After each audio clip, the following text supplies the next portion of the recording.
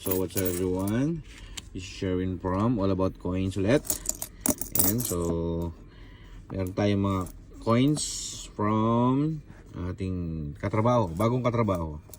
So matagal niya na itong binibigay sa akin. Hindi pa kami magkasama sa trabaho. So si Jerome Esquera. Shoutout sa Jerome. Ayan, salamat dito sa iyong mga coins. So itong mga coins na bigay niya is United Arab Emirates, 4.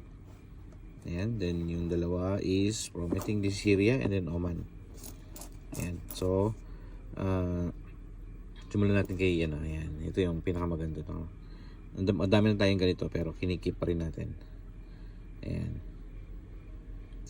So year of Sayyid, 1 dirham. So ito ay 2018. Ayan. Then ito ay Dubai Chamber of Commerce and Industry.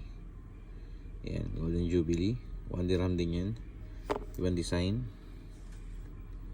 Then ito, hindi ko na maalala kung ano to. tagal na akong hindi nakapag video ng ganito. Hindi na ako nakapag hand dito. 1 dirham din to. Ayan. Pero yung ano, lagay yung description kung ano to sa baba. Ayan, sa screen. Then yung last na United Arab na 1 dirham. Ito, Arabic din nakasulat. Lalagay din natin description na ito. Ayan. Ito medyo mahirap hanapin.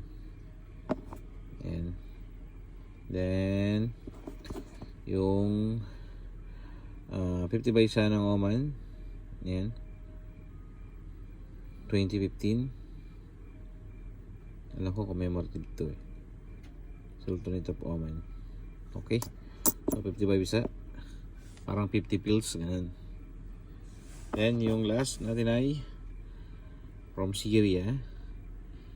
Ayan o, 5. Alam ko Syria to eh. Tapos ito hologram to. Kaso hindi na siya nagre-reflect.